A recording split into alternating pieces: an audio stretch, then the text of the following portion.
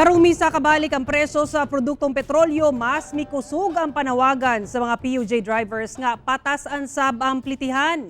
Atong sayron ang detalye sa live report ni Kent Abrigana. Kent?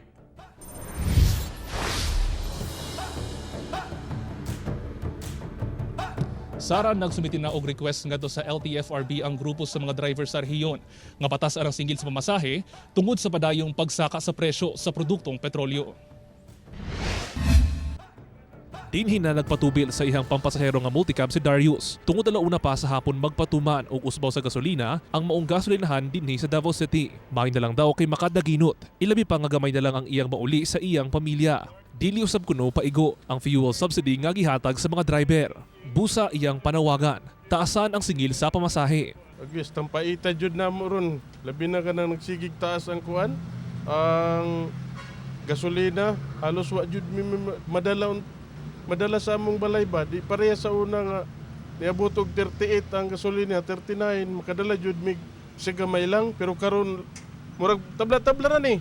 Matod sa Southern Mindanao Diversified Drivers Operators Cooperative o SENDOC, nagsumiti na sila og request sa LTFRB niadtong Pebrero kalabot sa taas sigil sa pamasahe sa mga PUJ tungod sa padayong pagsaka sa presyo sa produktong petrolyo. Apan wala pa kuno sila nadawat nga tubag. Counterpart sa Manila, doon nag-file namin dito. Under sa one utak.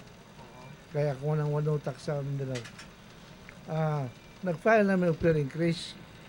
Pero umingon gani silang kung ma-approve na siya, pero murag kung na siya, suntok sa buwan mga nga. Una na nga miingon ng LTFRB 11 nga nagadawat sila og request sa mga transport group. Apan kinahanglan pa kining susion pag-ayo. Ning March 18 gipadaplin sa LTFRB ang petisyon sa ubang transport group sa nasod nga 1 peso increase sa minimum fare nga 9 pesos pinaagi sa usa ka resolution. Sugod karong adlaw, adaana sa kapin 74 pesos to 82 pesos ang presyo sa diesel, 77 pesos to 80 pesos sa gasolina sa Davao City.